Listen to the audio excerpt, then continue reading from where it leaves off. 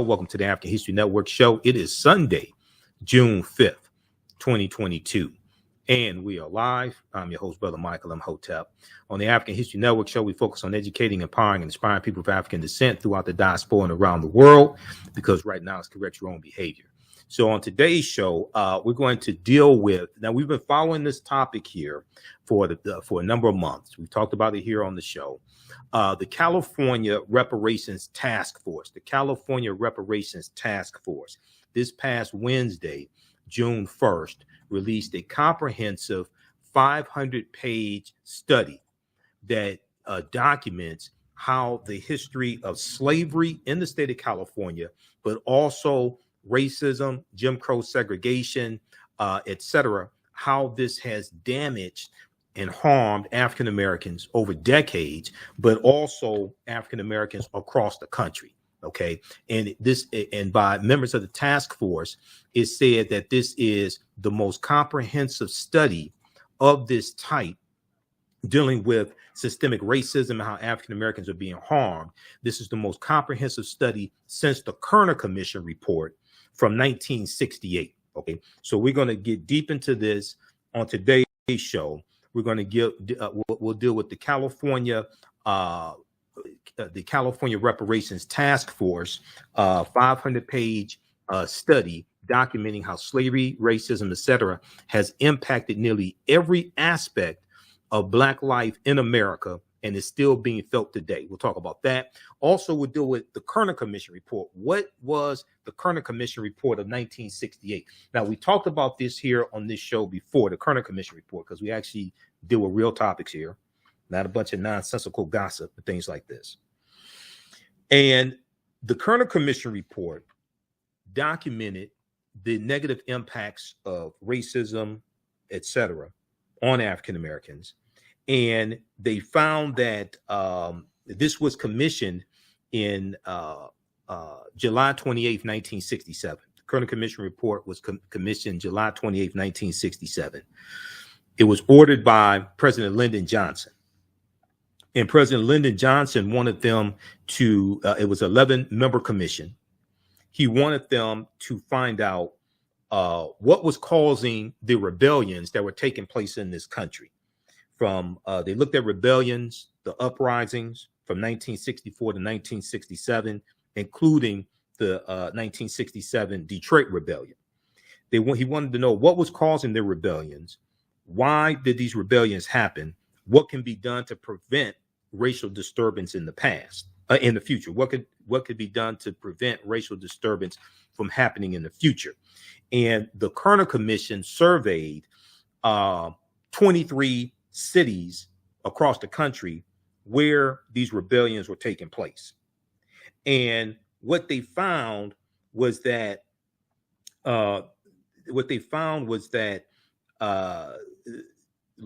that they were largely that the largely Black population was confined to central cities, while a predominantly white population moved out, white flight, and that the racism of white Americans was, quote, essentially responsible for the explosive mixture leading to these uprisings. Okay, this is what the Kerner Commission Report found.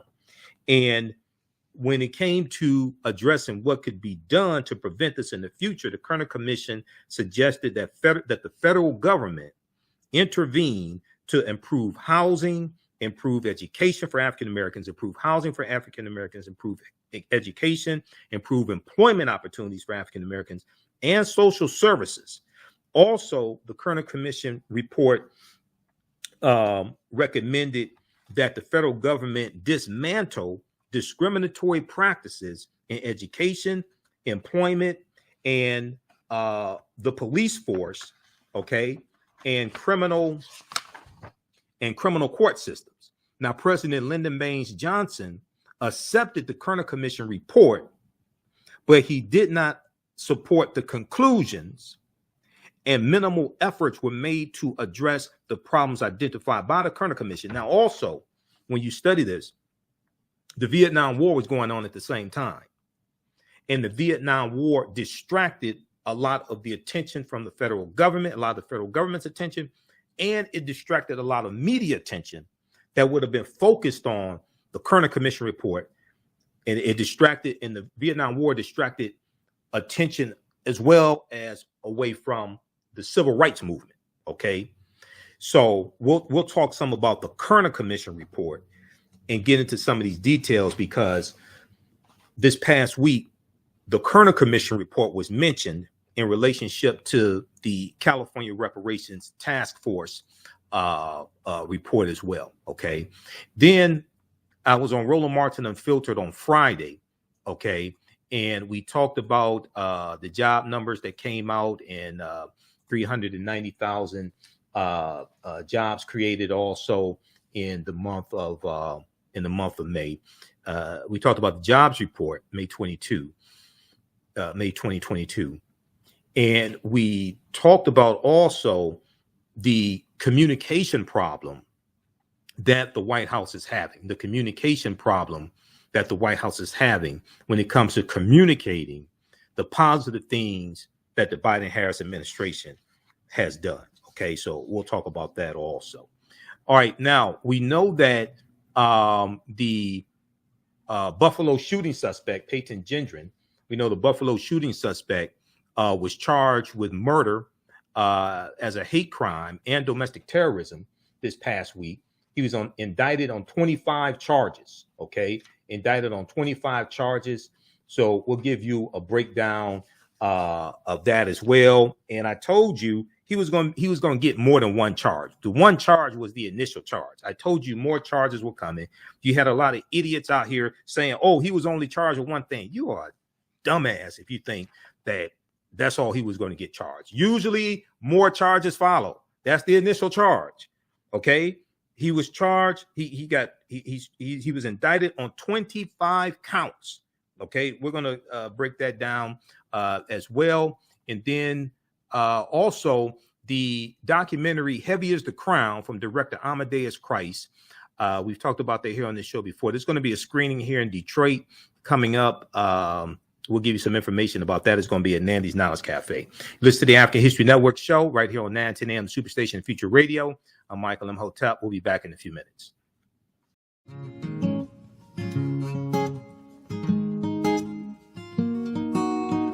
IDO Network International, in collaboration with STL Black Woman, DACA, and ACTA, present the Royal Pilgrimage to the Americas, August 24th through the 28th. The African kings and queens are coming to you for business, networking, and sharing of Pan-African ideals.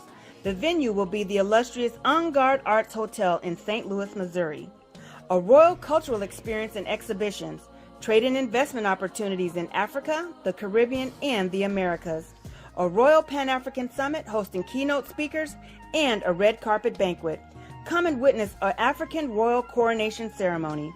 Register at www.idonetwork.org to book your ticket to wine and dine with African royalty. Vendor opportunities available.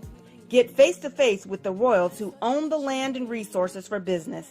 Contact DACA for deal room information at 602-730-4572.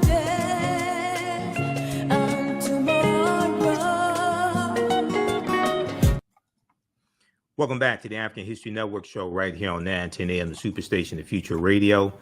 I'm your host, Brother Michael Imhotep. Calling numbers 313-778-7600. 313-778-7600 is the calling number if you have a question or comment. Okay, now on the African History Network show, we focus on educating, empowering, and inspiring people of African descent throughout the diaspora and around the world, because right now it's correct your own behavior. What you do for yourself, what you do to yourself, and what you allow other people to do to you and get away with is based upon what you think about yourself. What you think about yourself is based upon what you have been taught about yourself. What you've been taught about yourself is based upon everything you've read, heard, and seen about yourself. So when you control the radius of a man or a woman's thoughts, you can control the circumference of his or her actions, because the mind can't do or teach what it doesn't know. Now, we deal with a number of different topics here on the African History Network show. We deal with current events and history, politics, education, economic empowerment, entrepreneurship, relationships, love, sex, health issues, and much, much more. Sign up for our email newsletter. Text the word KEMET, K-E-M-E-T, to 22828 to sign up for our email newsletter. Text the word KEMET, K-E-M-E-T, to 22828. Sign up for our email newsletter.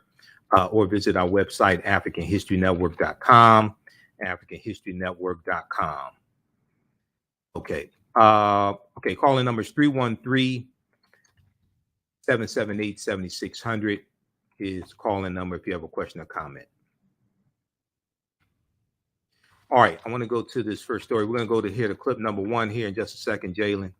Let's pull this back up here. Okay. So NBC News, I was reading different articles from NBC News, Washington Post. I showed you this piece here from the Washington Post dealing with the California Reparations Taskforce. California calls for comprehensive reparations for Black Americans. This is from June 1st, 2022. The interim report on the California Reparations Taskforce comes as task members remain split on what reparations should look like. Okay, so this is from June 1st, 2022. We're going to come back to that one. I want to start with this one here from NBC News. They had a really good article here. There was also a good one from MSNBC.com, also that I read from who was that one? It was from the Read Out blog by Jahan Jones. The Read Out blog. I'll show you that one as well. Okay, California's unprecedented reparations report details 100 years of anti-Black harm. Details 150 years of anti-Black harm. Okay, there should have been coverage this week on this. Roland Martin Unfiltered dealt with it. I saw a little bit in mainstream media. Reverend Al Sharpton talked about it on Politics Nation. There should have been more coverage this week about this, especially after the shootings in Buffalo, New York. Okay, the mass shooting in Buffalo, New York. In nearly 500 pages, the initial report recounts the, quote, moral and legal wrongs the American and Californian governments have inflicted upon their own Black citizens. In nearly 500 pages, the initial report recounts the, quote, moral and legal wrongs the American Californian governments have inflicted upon their own Black citizens. Okay, now, a new report from California's first in the country statewide reparations task force. This is the statewide reparations task force in the state of California is the first type of task force like this in the country. And this report is probably is the first report coming from a state legislature as well. Okay, and this is a comprehensive report. A new report from California's first in the state, first in the country statewide reparations task force details how slavery touched nearly every aspect of Black life in America, producing innumerable harms that are still felt today, And one of the reasons why a report like this is so important, because whatever you're going to get into a legal fight, whatever reparations, whatever form reparations are in, whatever reparations are prescribed, and Democrats control both chambers of the state legislature in California as well as the governorship, whatever is distributed, whatever form reparations are in, they're going to be lawsuits to block it. So one, you want to make sure you thoroughly document what the harm is. Two, you want to make sure that your remedy, you're on strong legal footing, because you don't want to get whatever reparations, however you distribute reparations, the remedy, you don't want that struck down in court. Okay, so the report, which was released on Wednesday, June 1st, 2022, offers a comprehensive look at the impacts of enslavement and generations of discrimination on Black Californians, okay, but also African Americans broadly. Generations of discrimination on Black Californians and African Americans more broadly. Now, African Americans only make up 6% of the population in California. One of the reasons why this study is so important is because back in 2018, April of 2018, the result of a poll came out, and it was the 50th anniversary of the assassination of Dr. King, April 4th, 1968. 40% of Americans polled said that African Americans could be equally as successful as white people. If 40% of white Americans polled said that African Americans could be equally as successful as white people if they just tried harder. If they just tried harder. They didn't want to deal with the laws and policies put in place to maldistribute wealth, power, and resources. That's why this stuff has to be documented. As I've said numerous times before, America must have a massive history lesson. And when you prescribe the remedy, you have to thoroughly lay out what the problem is. And the problem was created by laws and policies. As 9:10 a.m. plays on the promo clip for this show, you hear me say it was laws and policies that put us in this predicament. It's going to be laws and policies that take us out of this predicament. This study from the California Reparations Taskforce thoroughly documents this. Read this article here from Newsweek.com, April 4th, 2018. This was the 50th anniversary of the assassination of Dr. King. 40% of whites think black people just need to try harder, poll finds. 40% of whites think that black people just need to try harder. Okay. Now, this poll was done by YouGov, who was known for doing polls. Okay.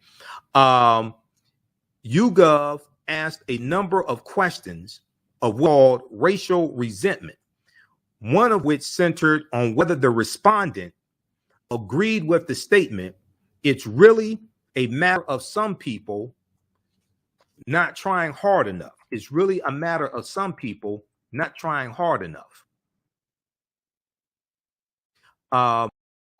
It's really a matter of people not trying hard enough. If blacks would only try harder, they could be just as well off as whites. Okay, now this is what happens. And you're dealing with a dumbed down electorate. Americans in general, regardless of race, are very ignorant of history, ignorant of law, ignorant of the U.S. Constitution. This is the result of this. Overall, 35% of us agreed, 16% strongly, 19% somewhat with the statement, 28% neither agreed nor disagreed. Okay, so when you go read this full article, 40% of whites think black people just need to try harder. They ain't want to understand laws and policies, none of that stuff. Okay, now what they should do, these white people, these 40%, they should try harder to treat African Americans like human beings. They should try harder to level the playing field. They should try harder to remove the laws and policies that maldistribute wealth, power, and resources into the hands of the dominant white society. That's what they should do. Okay, now let's go back to this right here. This study finds that the damage, California Reparations Taskforce, the 500-page study, it finds that the damage to black communities is extensive and that a variety of intentionally crafted policy, judicial decisions, and racism by private actors has created a widespread exclusion of black people that has not been sufficiently addressed at any level of government. Now, for all the people out there who want to say, especially Republicans, who want to say that slavery's in the past, that was a long time ago, that has nothing to do with today, that's a lie. And the evidence here documents that that's a lie. It shows a direct correlation between racial disparities today and the conditions of African Americans and a legacy of decades of Jim Crow segregation, redlining, housing discrimination, educational discrimination, etc., and ties us directly to slavery. And this is what I've said needs to happen. You have to show the direct relationship. All of the former slaves died in the 1950s. All of the former slaves died in the 1950s. You got to deal with how what we're dealing with today is directly related to chattel slavery that ended 157 years ago, and then deal with the Civil War and the Reconstruction era and what happened after Reconstruction ended. This study finds that the damage to the African American community is extensive, and that a variety of intentionally crafted policy, judicial decisions, which deals with the courts, which deals with the judicial branch of the government, and racism by private actors has created a widespread exclusion of African Americans that has not been sufficiently addressed at any level of the government. Quote, almost 150 years of active, conscious federal, state, and local government action and neglect of duty have resulted in compounded harms that are unique to Black Americans, end quote. The authors of this study wrote in a draft reviewed by NBC News prior to its release. We're going to deal with all this on the other side of the break. You listen to the African History Network show. The call-in number is 313-778-7600. 313-778-7600 is the call-in number. You listen to the African History Network show. I'm Michael Imhotep. We'll be back in a few minutes.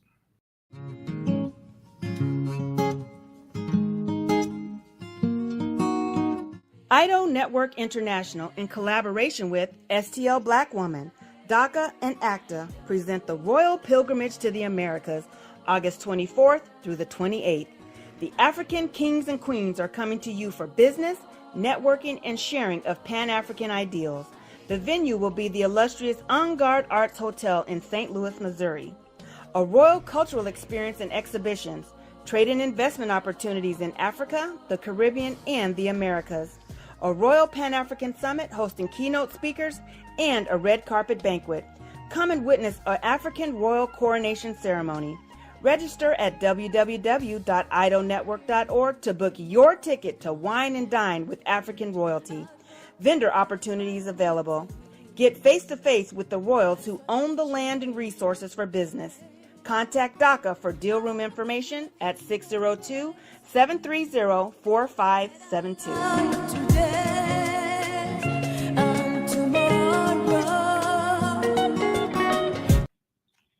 Number of different topics here on the African History Network show to do with current events of history and much, much more. We're going to give you an update on what's going on. This is about self-preservation. We have to extinguish the fire of white supremacy to electrify consequences. Catch it all right here on 910 AM Superstation.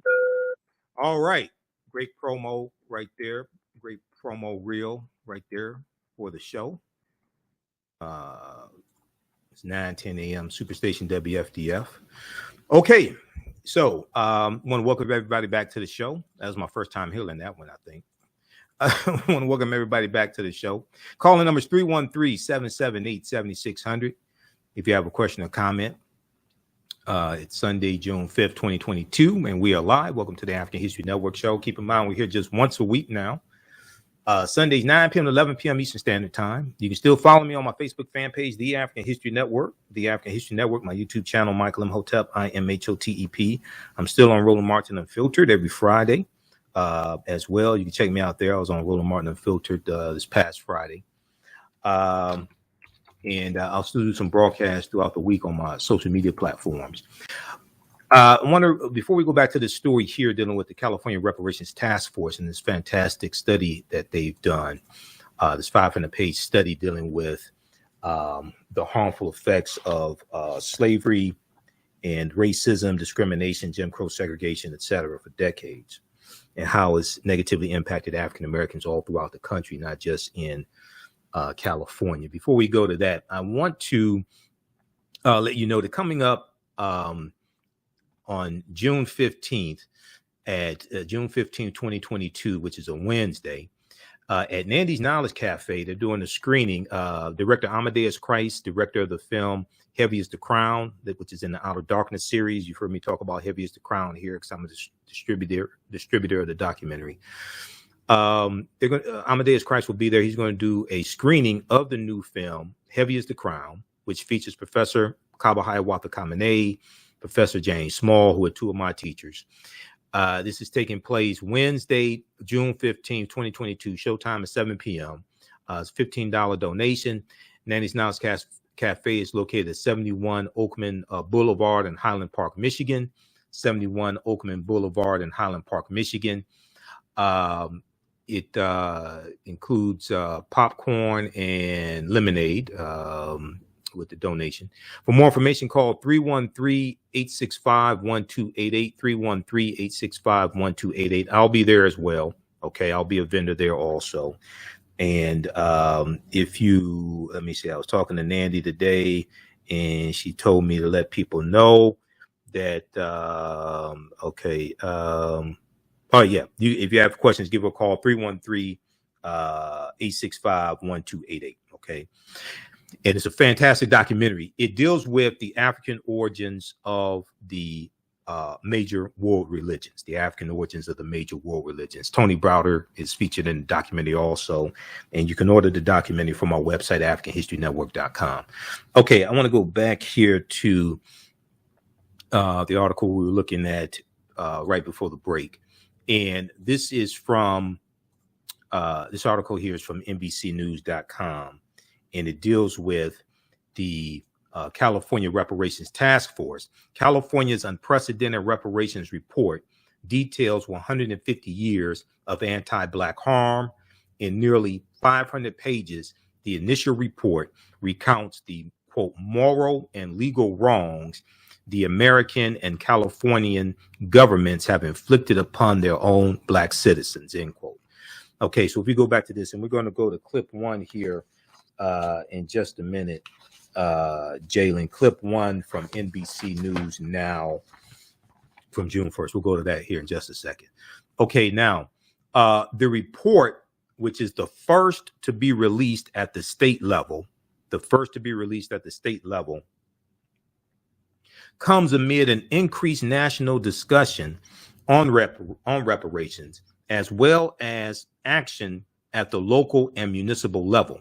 So in last year, 2021, H.R. 40, which is congressional legislation, which originates in the House of Representatives, Representative Sheila Jackson Lee of Texas, is the sponsor of the bill. We know the Honorable John Conyers from Detroit, 13th Congressional District. He was the original sponsor of the bill in 1989.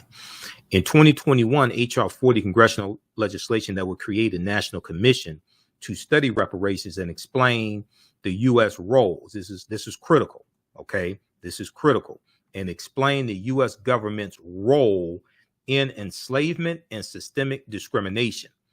The bill passed out of the House Judiciary Committee for the first time in I think it was something like 39 years, something like that. First time, but it languished. But they have enough votes, from my understanding. They have enough votes to get it passed out of the House of Representatives. You need 218 votes to get any bill passed out of the House. They don't have enough votes to get it passed in the Senate, because you need 60 votes in the Senate, which means you need 10 Republicans to vote for the bill. And you don't have 2 Republicans that are going to vote for a reparations bill. Senator Tim Scott, the only Black Republican in the Senate out of 50, has already said he's not voting for reparations. He's already said he's not voting for any reparations bill. Okay. Senator Tim Scott has already said he's not voting for any reparations bill. Okay. So if the Black Republican is not going to vote for a reparations bill, how many white Republicans you think are going to vote for one? So to get any reparations bill passed, now this is the question that I ask people. This is the question I ask people.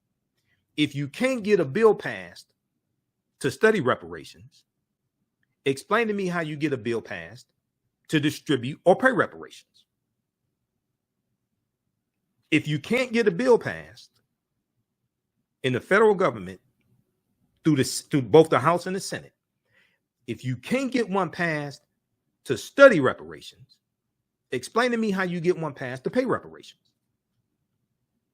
You're going to have to vote more people in the office who support reparations, who support restitution, whatever you want to call it. I would take the name, I wouldn't call it reparations, because automatically it draws a lot of opposition.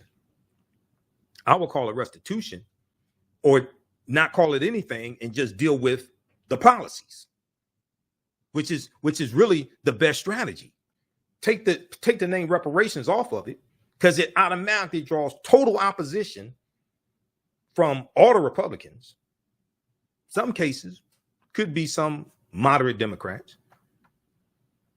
I would take the name off, period, and just deal with the policies and show how the policies are beneficial for not just African Americans, but for everybody. Because when you lift up African Americans, what you do that's good, that helps us, is going to end up eventually helping everybody as well. And if you look at this study here from Citigroup Bank, and we've talked about it before, it deals with how the U.S. economy has lost $16 trillion in 20 years because of racism, discrimination, targeting African Americans, the U.S. economy. It shows how this hurts everybody. So they didn't look at 157 years ago. They didn't look at 246 years of slavery. They just looked at 20 years from 2000 to 2022. Everybody should read this article here from CBS News, cbsnews.com. Came out September 23rd, 2020. I did a broadcast about it when it came out. Racism has cost the U.S. $16 trillion Citigroup fine, Citigroup Bank. Okay.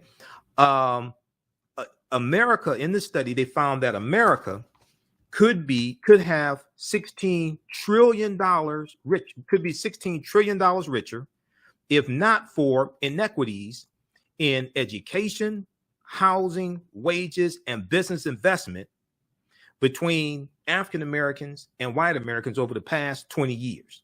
Okay. Inequities that harmed African Americans. The U.S. economy could be $16 trillion richer if not for the inequities in education, housing, wages, and business investment. They looked at just 20 years from 2000 to 2020.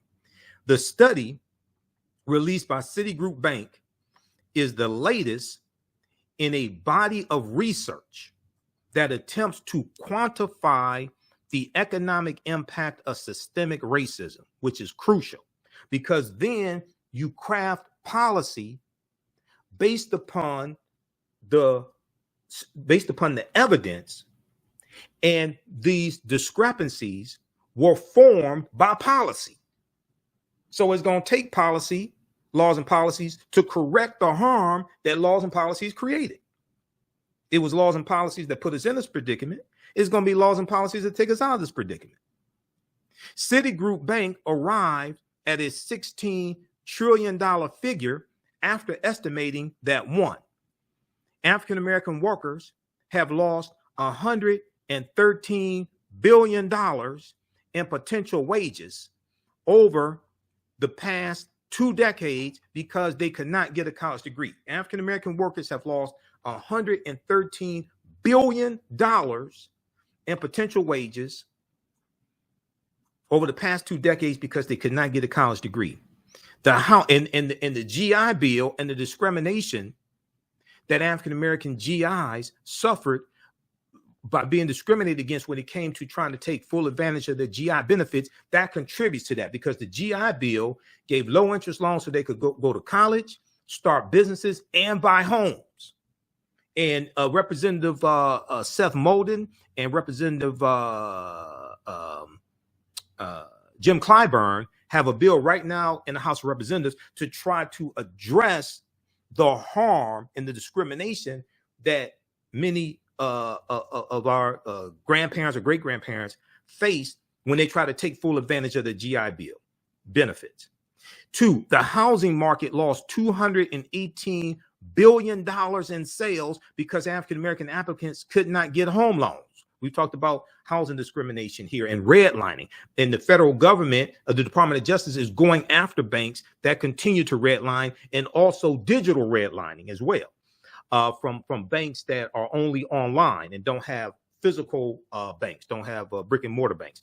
Thirdly, we're coming up on a break here. About $13 trillion in business revenue never flowed into the U.S. economy because African-American entrepreneurs could not get access to bank loans. We'll continue this on the other side of the break. Listen to the African History Network show. I'm Michael Imhotep. We'll be back in a few minutes. Jeanette Davis is a well-established author with 6 published books. Black Survival in White America from Past History to the Next Century was published in 1995, and it delves into the history of African Americans before slavery up to contemporary times. The Great Divide Between Blacks and Whites was released in 2008, and her autobiography, Black Just Like My Mama, was published in 2010. Soulful Journey, The Business of Beings, was released in December 2021, and her two latest books, Echoes from the Heart, Love Throws Poetry, and Master Being Human, were both published in January of 2022. Jeanette Davis' writings delve deeply into the psyche of Black people from ancient to contemporary times. She cuts no corners and leaves no stones unturned in relating truth, letting the chips fall where they may on both African and European doorsteps. Order Jeanette Davis's books today at Amazon.com. Search for Jeanette Davis and get to know her work today. The work that I do is larger than the fashion industry. It's larger than the art world. And I believe that I was born to bring newness into this world. I'm Kaima McIntyre. I'm 24 years old and I'm an artist. I create everything from paintings to jewelry design, metaphysical jewelry to be specific, and fashion design.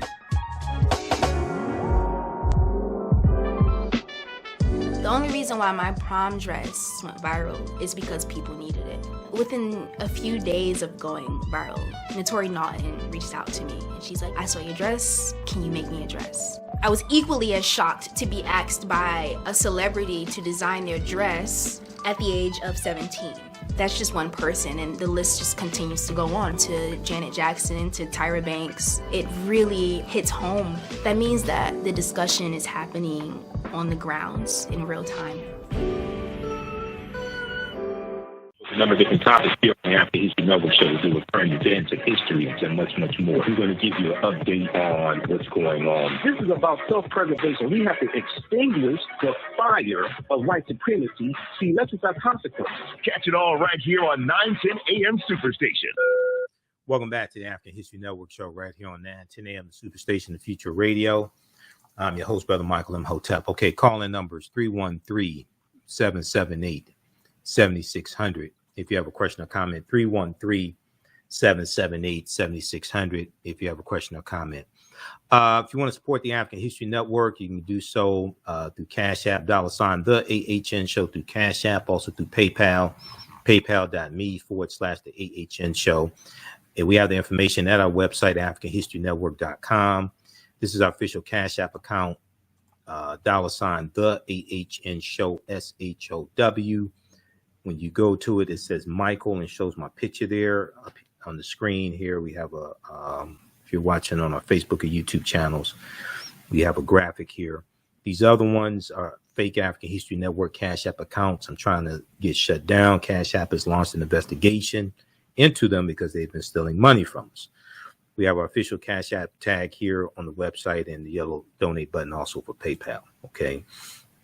All right.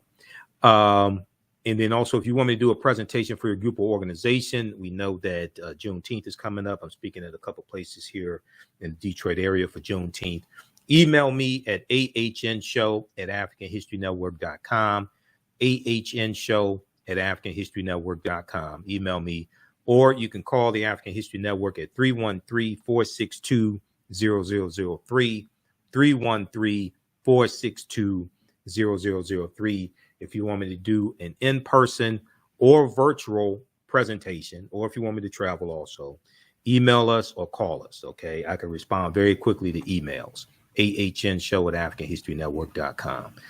All right, I want to go back here to the story, and we're going to go to clip number one here in just a second. We're coming to clip number one, Jalen. Right before the break, we were talking about this study that I've talked about a number of times here on the show. This came out September 2020.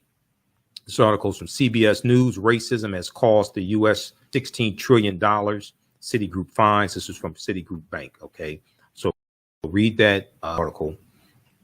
And then I want to go back to this story here from NBC News, which deals with the California Reparations Taskforce on Wednesday, June 1st, 2022, which coincidentally is the 101st year commemoration of the Tulsa Race Massacre, June 1st, 1921. June 1st, 2022, they released this 500-page study, California's Unprecedented Reparations Report. It details 150 years of anti-Black harm. Details 150 years of anti-Black harm. Okay. So if we go back to this piece here, let me see. Okay. So they talk about HR 40. Now, the California report covers not just the immediate impact of enslavement, not just the immediate impact of enslavement, but also the harms of decades of political neglect, finding that there has been sustained damage, finding that there has been sustained damage to generations of African Americans. The reason why this is so important is, as I've said before, California does not have a large history of slavery. They don't. There's a period of time after California is allowed to come into the Union. California comes into the Union in 1850 as a free state. They're going to have about 1,500 African Americans that are in a quasi-slavery state. But they don't have a big history of slavery. They do have a big history of discrimination, redlining, all types of other laws and policies that did harm to African Americans and continue to do harm. So when we talk about repairing the damage, it's not just dealing with slavery, it's dealing with all that happened after slavery ended. This is why reparations has to be comprehensive. And this is why reparations cannot be just in the form of money. Because as I said numerous times before, if we all got $1 million today, white people will have it all back by this time next week. And the only thing we would have done is stimulated their economy. If we all got $1 million today, or $500,000, whatever number you want to put on it, white people will have it all back by this time next week. The laws and policies that created the disparities would still be there. You haven't even scratched the surface. That's why you have to do a systems analysis of this. That's why studies like this are so important, because you're just dealing at the surface level. You're dealing with symptoms. You got to get down to the root problem. The damage has had a lasting effect on the political, economic, social, physical, mental, and cultural well-being of Black people, particularly those descended from the formerly enslaved. So we're dealing with African Americans, we're dealing with a people who have largely been taught to hate themselves. This is why we're the only people who they can put out dehumanizing music about us and call us all type of N-words and B's and things like this, and we don't retaliate against it. They know they can get away with it. We're the only people they can do that with. We're the only people who would allow a corporation like Atlantic Records to put out a song like WAP by Cardi B featuring Megan Thee Stallion and put out a video like WAP, and Atlantic Records is still in existence. Nobody else would tolerate something like that. When Michael Jackson, I think it was 1992 or so, he had a song called They Don't Really Care About Us. And he had a couple lines in the song that the Jewish community felt was derogatory against Jews. They made, I think the record company at the time was Sony Records. They made Sony take all those CDs off the shelf, take those lines out, and then put the CD back on the shelf.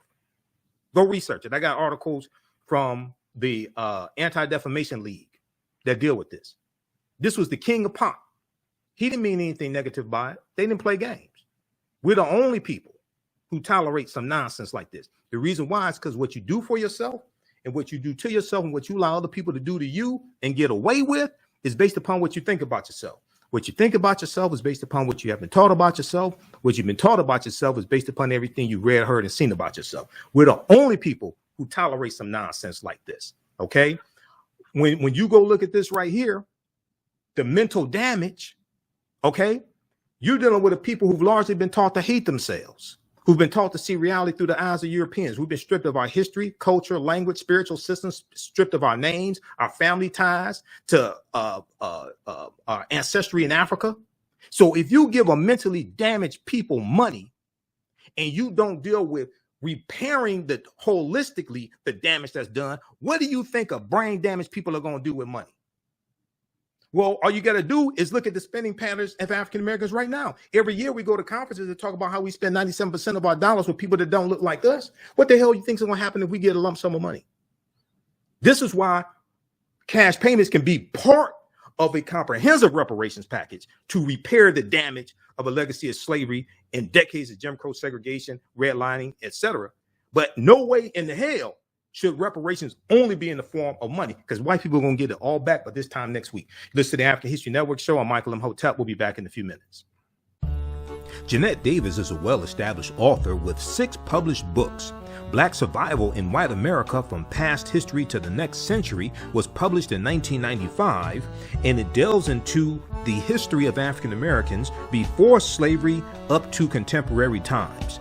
The Great Divide Between Blacks and Whites was released in 2008, and her autobiography, Black Just Like My Mama, was published in 2010. Soulful Journey, The Business of Beings, was released in December 2021, and her 2 latest books, Echoes from the Heart, Love Throws Poetry, and Master Being Human, were both published in January of 2022. Jeanette Davis' writings delve deeply into the psyche of Black people from ancient to contemporary times. She cuts no corners and leaves no stones unturned in relating truth, letting the chips fall where they may on both African and European doorsteps. Order Jeanette Davis's books today at Amazon.com. Search for Jeanette Davis and get to know her work today. The work that I do is larger than the fashion industry. It's larger than the art world. And I believe that I was born to bring newness into this world. I'm Kaima McIntyre. I'm 24 years old and I'm an artist. I create everything from paintings to jewelry design, metaphysical jewelry to be specific, and fashion design.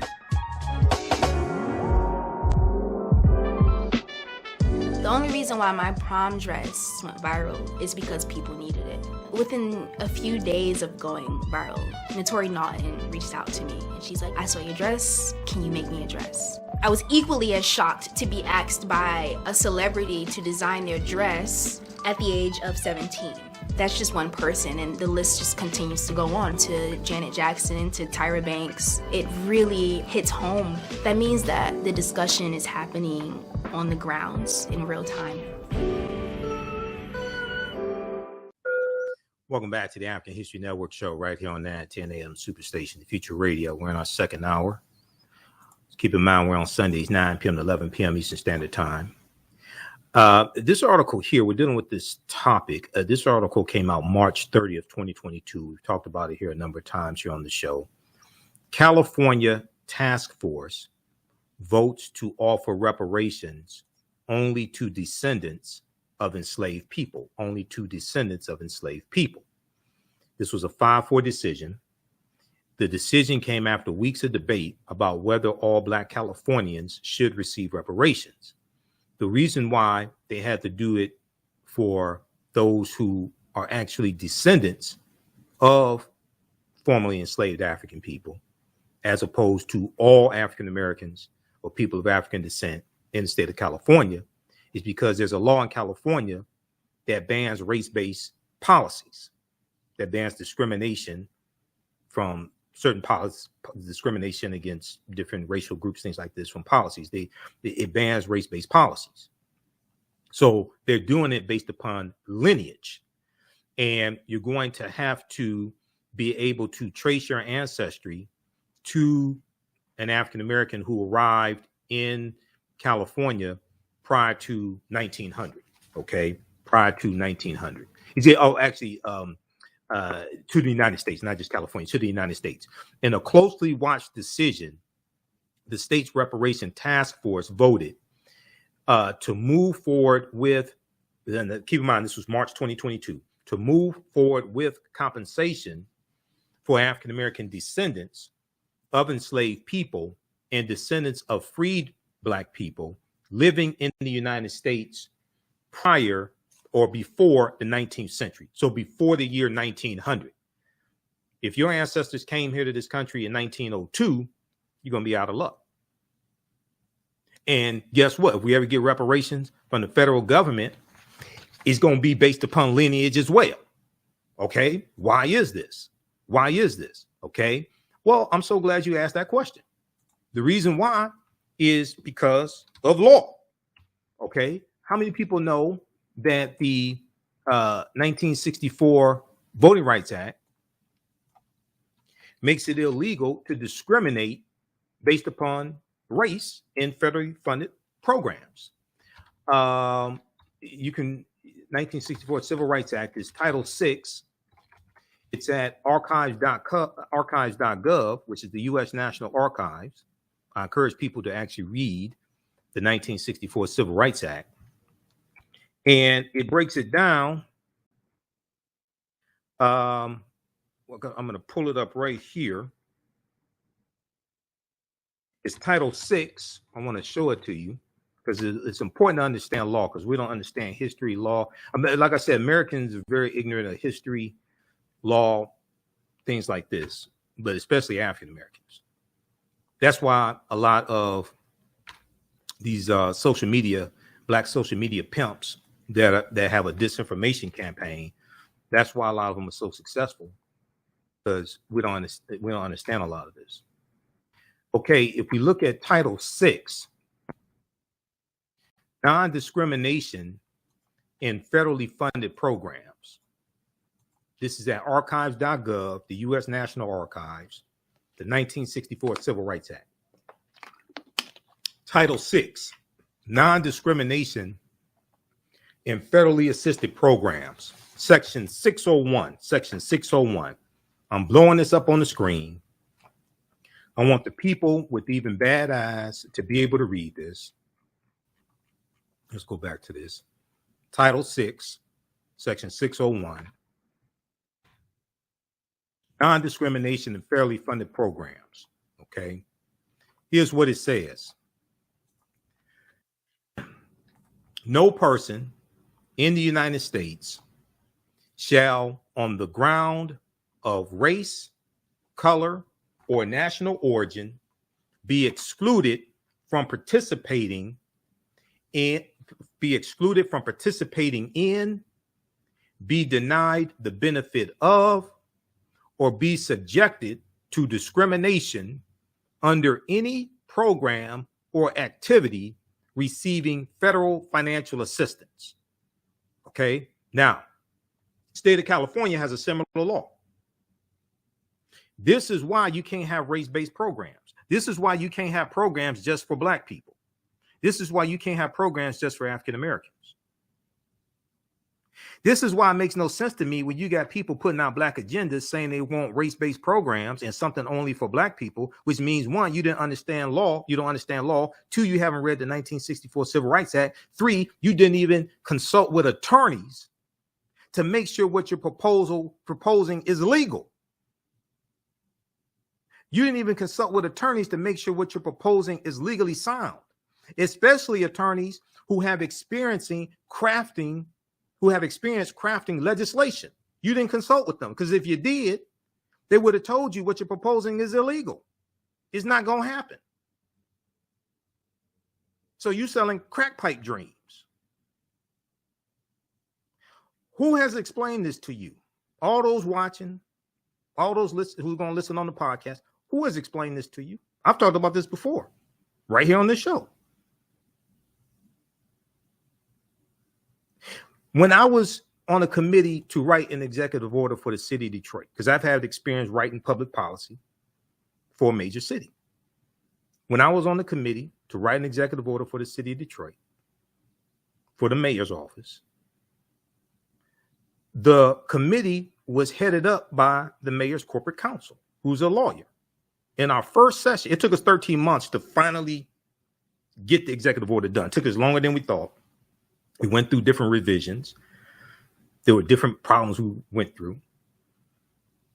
The first thing that the corporate counsel told us is that we cannot have policies that are only for African Americans. We can't have policies that are only for one race of people because it's illegal. What we can do is craft this policy that benefits Detroiters, people who live in Detroit. But we can't have policies that are only for black people. It's illegal. The city will get sued, and they're going to lose in court. Hopefully, more people will read this and stop putting this nonsense out to our people, lying to them. This has been law since 1964. Why don't more of our people know this? Title VI of the 1964 Civil Rights Act. The reason why this is put in there, this is something we advocated for, because we were being discriminated against by federal policy for decades. This is at archives.gov. What's archives.gov? The official website of the U.S. National Archives, where all this information is. These federal bills, U.S. Constitution, Declaration of Independence, all this stuff. Archives.gov. Free website. All right. I want to go to this clip here, clip number 1. This is from NBC News, June 1st, 2022. California Reparations Report details 150 years of moral and legal wrongs. Let's go to clip 1, please, Jalen.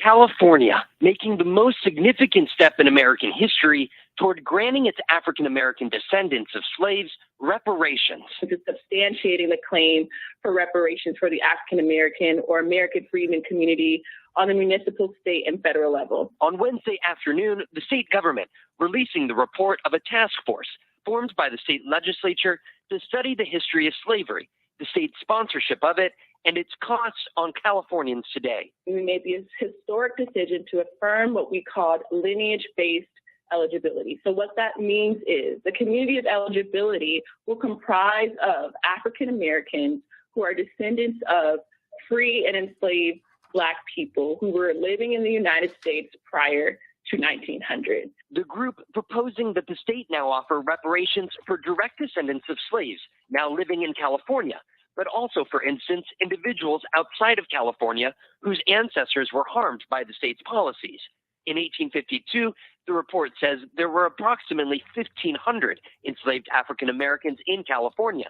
The task force is also recommending restitution for Black individuals whose ancestors were forced by the government out of their homes for government projects like highway construction, but also for consequences reaped by generations of government-complicit racism involving housing, employment, and educational discrimination. We pay for what we want to.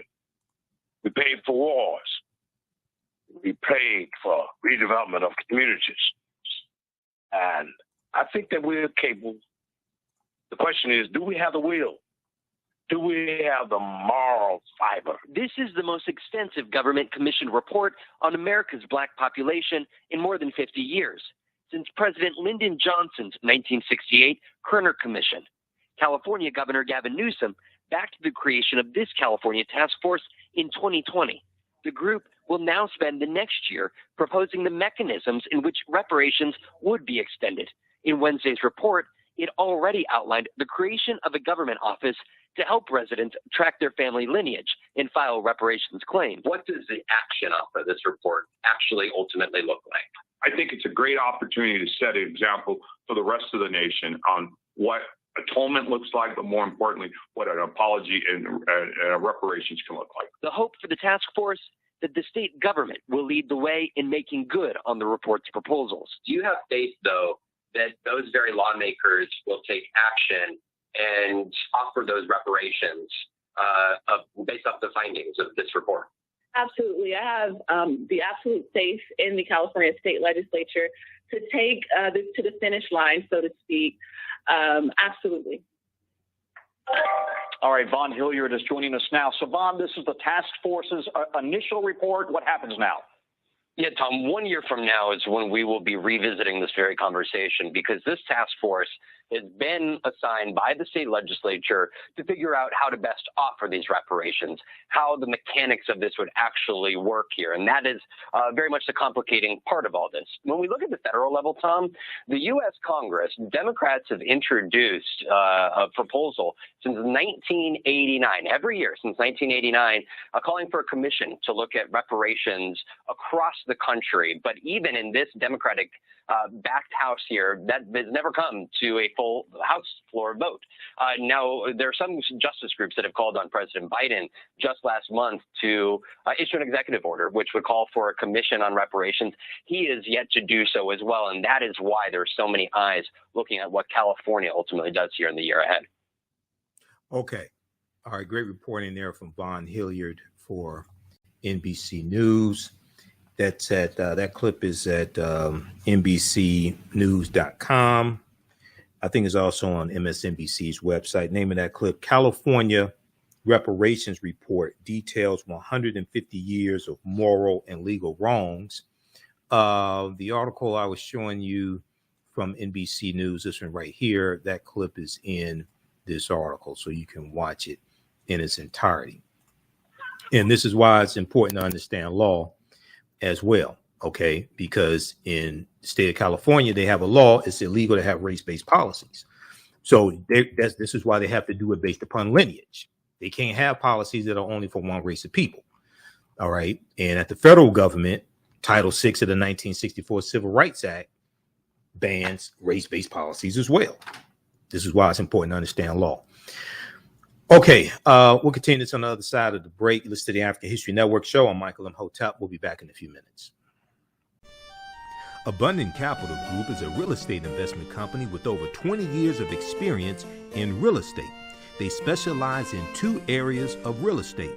One, they solve real estate problems with creative financing solutions that give the seller the most money for their property. And two, they show individuals how to get a higher rate of return on their investment capital with Real Estate Note Investor. If you are looking to sell or need to sell your property, here is what they provide. Market value offer, even if you have little or no equity. They typically pay all closing costs, which can be thousands of dollars. They close on a date of the seller's choosing, and the seller does not have to be out of the house at the time of closing. They take the property in an as-is condition, and the seller is not required to make any repairs. Give them a call or email them today for a free consultation and see how they can help you with your real estate needs.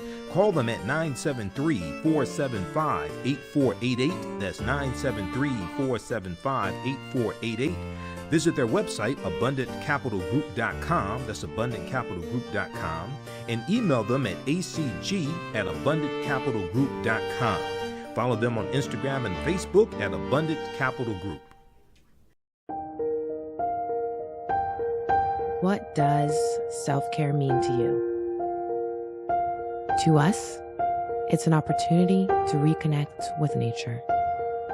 A chance to create something remarkable. At Sage and Elm Apothecary, our handcrafted skincare and household products immerse you in Earth's sweetest nectar, connecting you to nature in a way you never imagined.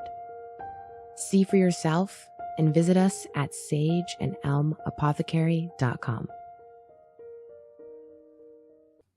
Welcome back to the African History Network show right here on 910 AM, the Superstation and Future Radio. Okay, calling numbers 313-778-7600. If you have a question or comment, 313-778-7600. If you have a question or comment. Okay, I want to go back to this article we were looking at right before the break. We're going to clip number 2, Jalen, from ABC News Channel 10 out of California.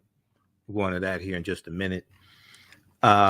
If we go back to NBC News had a really good article here and in reference to Kerner Commission Report. We're going to talk about the Kerner Commission Report here in just a minute. Now, in that segment I just played from NBC News from June 1st, 2022, California Reparations Report details 150 years of moral and legal wrongs. At the end, Von Hilliard talked about how activists are asking President Joe Biden to do an executive order to convene a commission to study reparations and make recommendations. He can do that. It's not going to have the same impact as a congressional study. The reason why is because Congress has to vote on this. The White House does not vote on reparations. The White House can't give out reparations. The ability to tax and spend based upon Article 1, Section 9, Clause 7 of the U.S. Constitution belongs to Congress. Congress has to vote on this. It has to pass the House and the Senate. So it has more weight for the task force to originate in Congress and be a congressional task force. And Congress does oversight. Congress does studies all the time on all different subjects.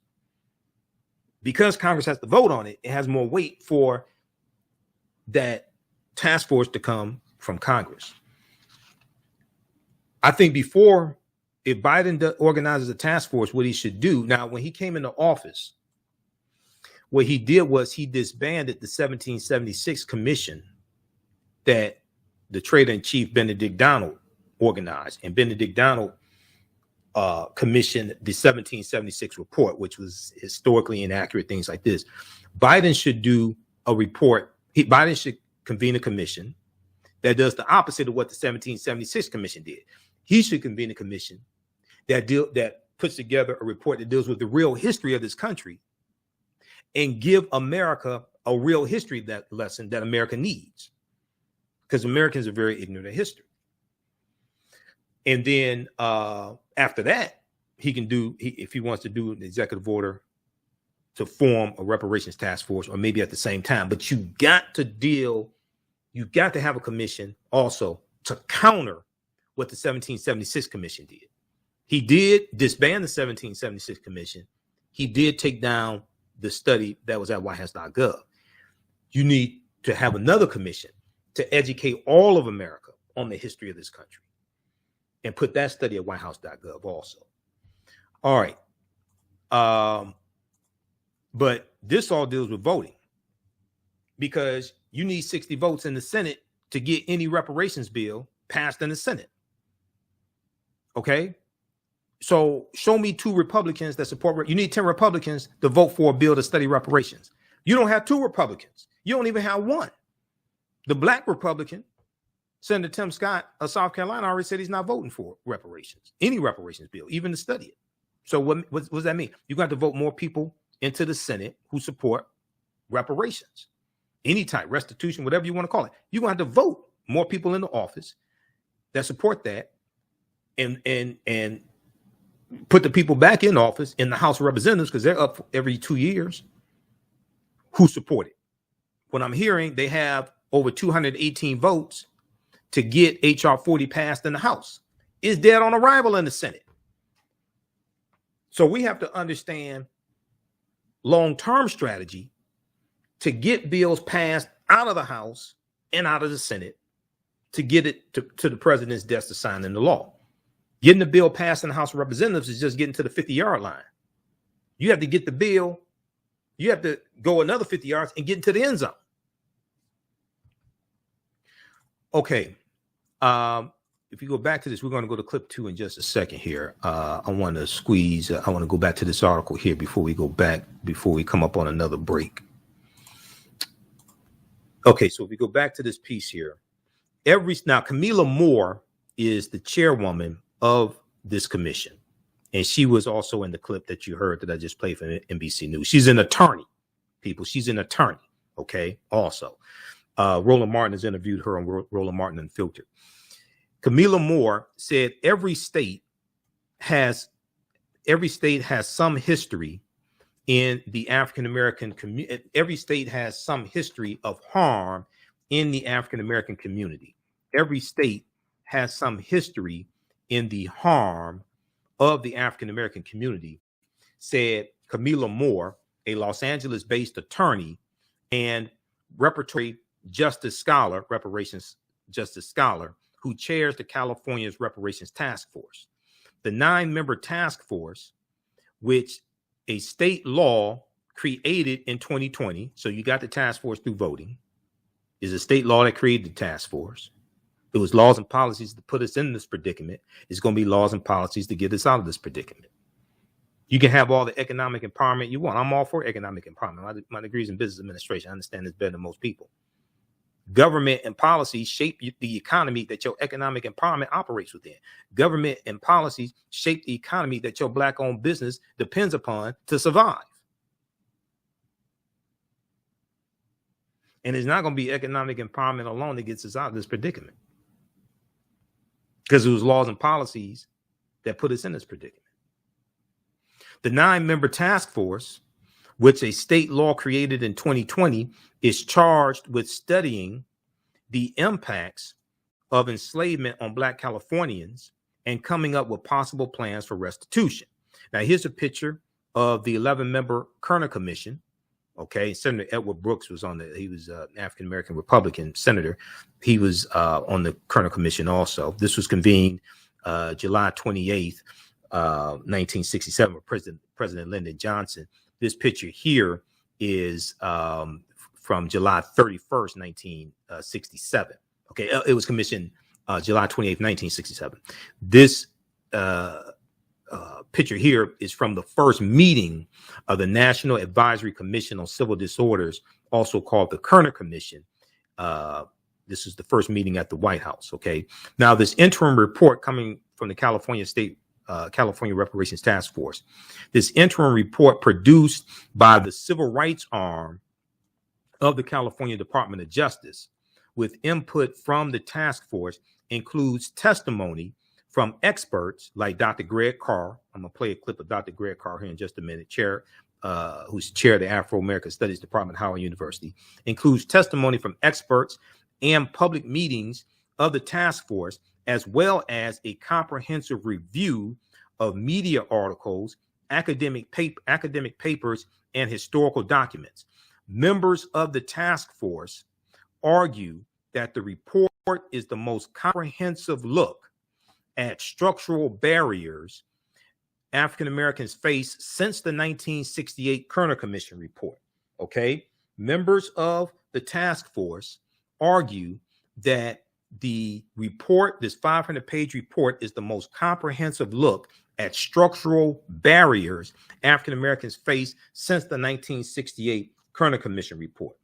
A second report from the California Task Force detailing specific reparations proposals and who should be eligible for the remedies for the repairing of the damage is expected next year in 2023. Okay, I want to go to this next clip here. This is from ABC Channel 10. California Reparations Task Force, money not the only solution. Okay, and you're going to hear from assemblymen here who's talking about this bill. Let's go to clip 2, please. The California Reparations Taskforce released its groundbreaking report today, detailing the ongoing harms Black Americans have suffered as a result of slavery and its lingering effects to this day. ABC 10's Becca Habegger is walking us through this 500-page report and why task force members say it's an important step forward. When you read what has been done in California against African Americans, it's unbelievably eye-opening. Democratic Assemblymember Reginald Byron Jones Sawyer Sr. is one of 9 members of the California Reparations Task Force. Established 2020 when state lawmakers passed AB 3121, the task force is the first statewide effort in the nation to examine the long-lasting impacts of slavery and how to make amends. We really do need to look at some of the laws that were in place that restricted African Americans to live certain places, that restricted who you could marry. You could not marry out of your race here in California.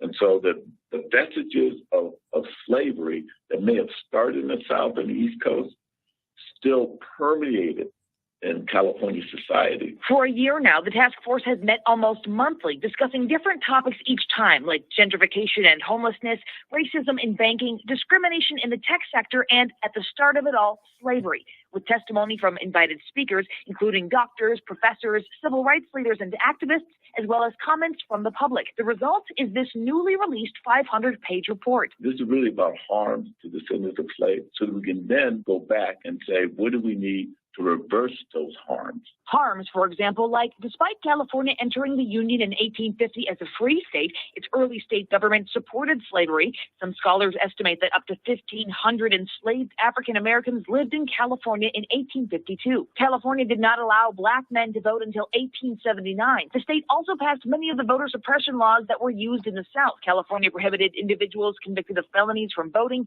added a poll tax, and put in place a literacy test. The report also has some preliminary recommendations for reparations, although a final report due a year from now will detail the steps they'd like state lawmakers to take. Just giving the community money is not the solution. You have to give them other things to make sure they make their community whole.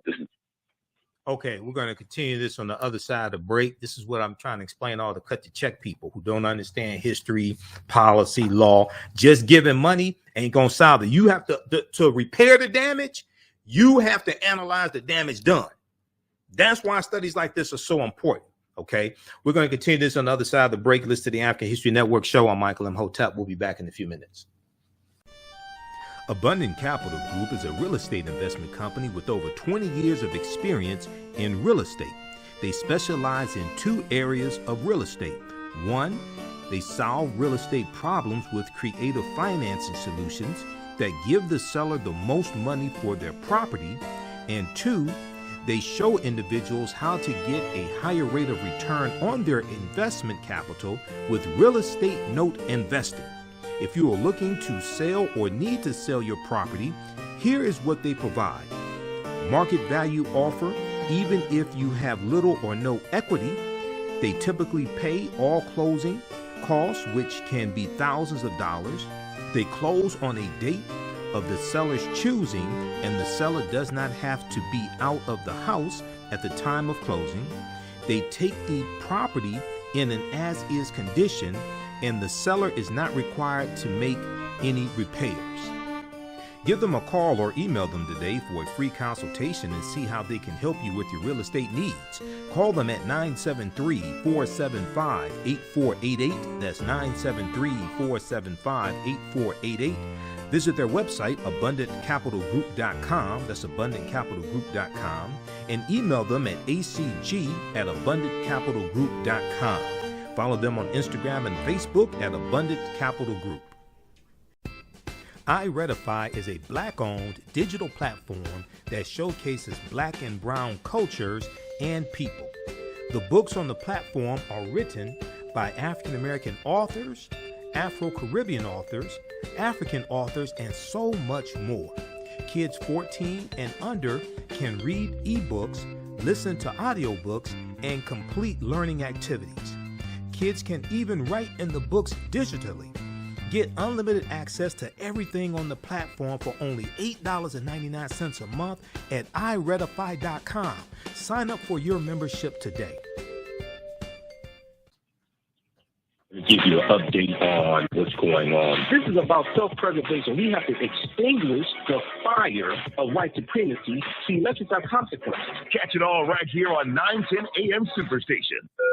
All right, welcome back to the African History Network show right here on 910 AM Superstation, Future Radio.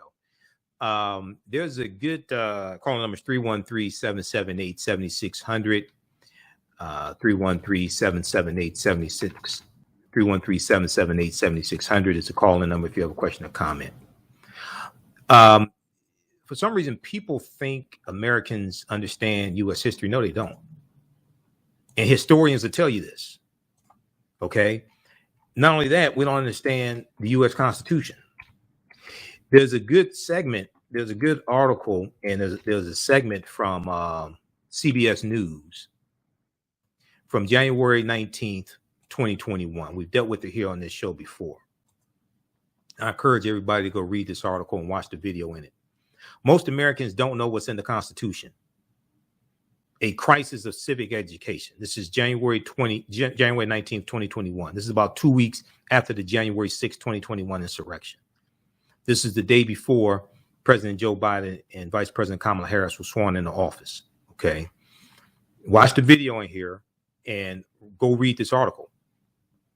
Just as Americans don't understand the Constitution, they don't understand history. And a lot of them don't understand how all this is connected to laws and policies and connected to what's taking place right now. This is how this game could be ran on people. Okay. You look at the article that we talk about from Time Magazine that deals with how 45 out of 50 states in their schools are not teaching the history of Reconstruction properly, or not teaching the history of Reconstruction at all. And most of these students won't get an education on Reconstruction until they get to college, but most of them are not going to go to college for various reasons. This article here talks about how the inauguration process is detailed in the 20th Amendment to the U.S. Constitution.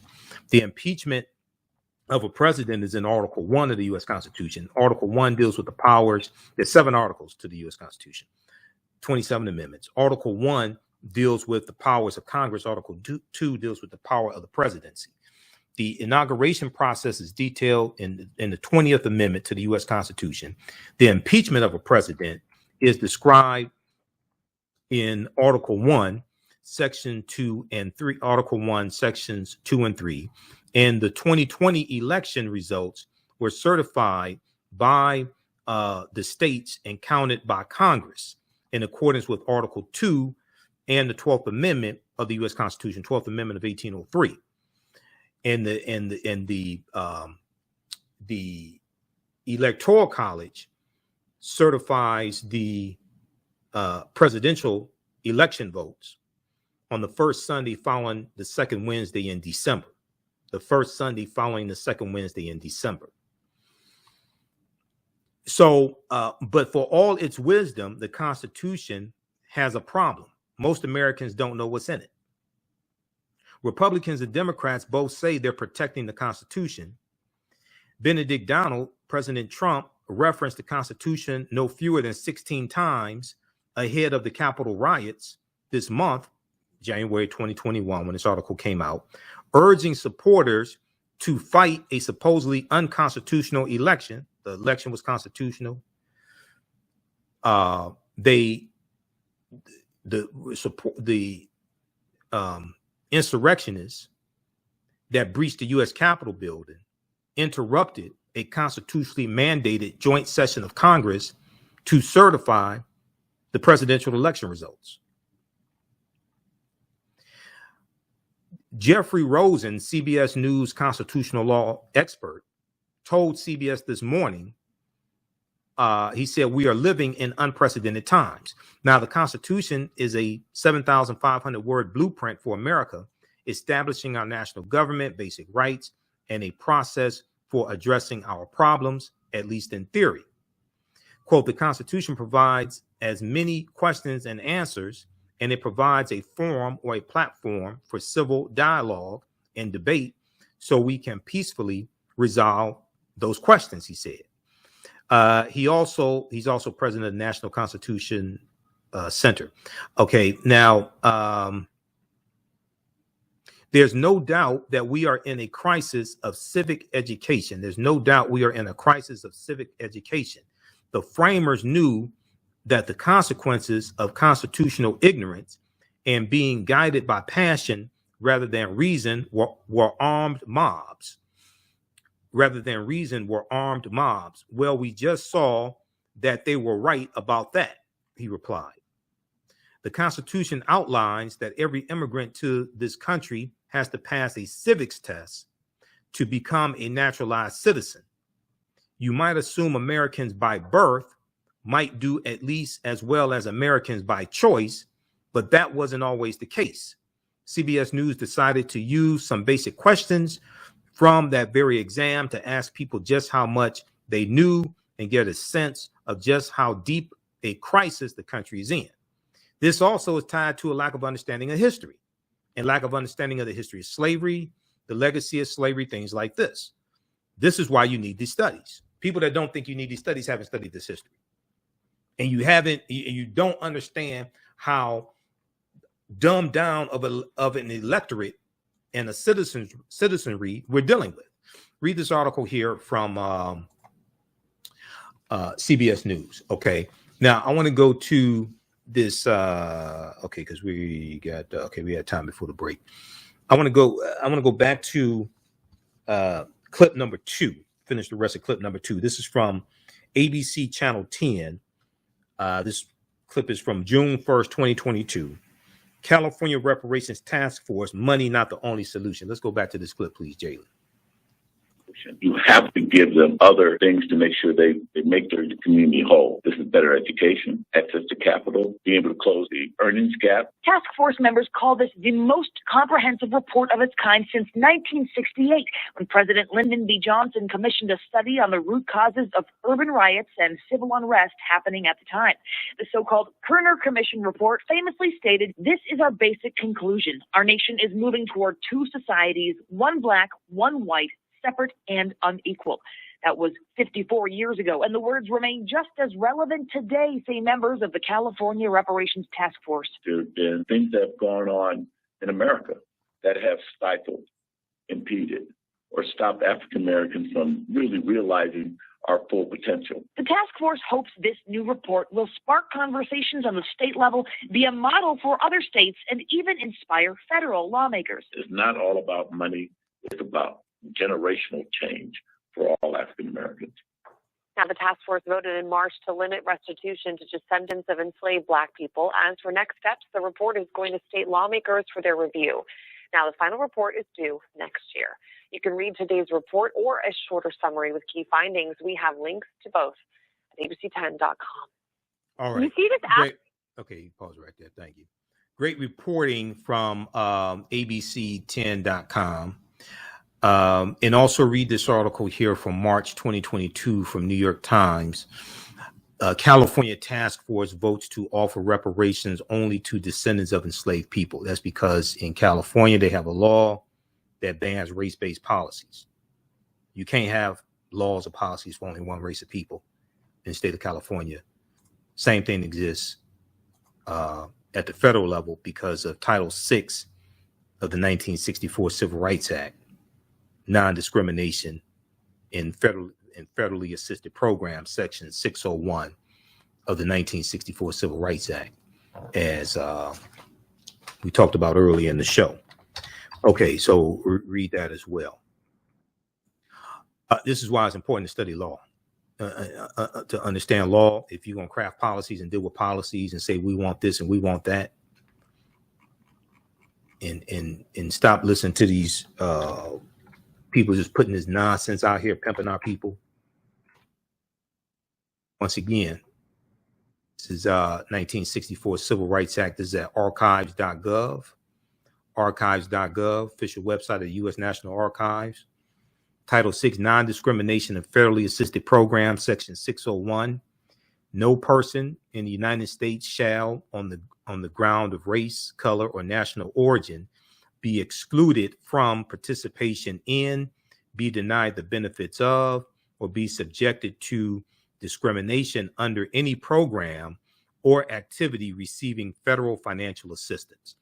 Okay, now I want you to quickly hear from Dr. Greg Carr, chair of the Afro-American Studies Department at Howard University. I want to go to clip 3 here, Jalen. This is from Roland Martin Unfiltered from Thursday, June 2nd, 2022. Let's go to this clip, please. Who you think you're going to be dealing with to try to get it? Right. Like, literally. I don't know about y'all. I ain't heard one Republican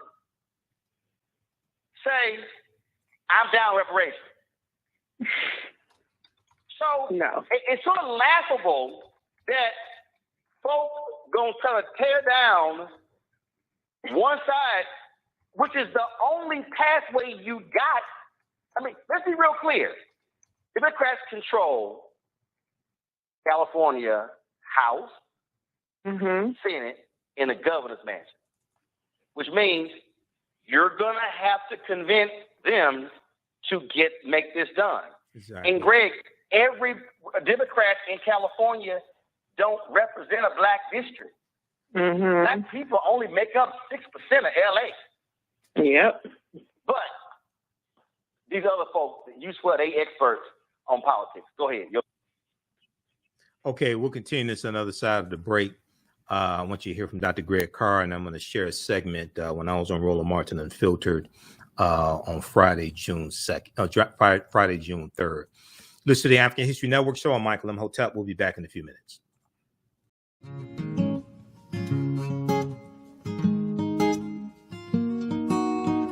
IDO Network International, in collaboration with STL Black Woman, DACA, and ACTA, present the Royal Pilgrimage to the Americas, August 24th through the 28th. The African kings and queens are coming to you for business, networking, and sharing of Pan-African ideals. The venue will be the illustrious En Garde Arts Hotel in St. Louis, Missouri. A royal cultural experience and exhibitions, trade and investment opportunities in Africa, the Caribbean, and the Americas. A Royal Pan-African Summit hosting keynote speakers, and a red carpet banquet. Come and witness an African royal coronation ceremony. Register at www.idonetwork.org to book your ticket to wine and dine with African royalty. Vendor opportunities available. Get face-to-face with the royals who own the land and resources for business. Contact DACA for deal room information at 602-730-4572.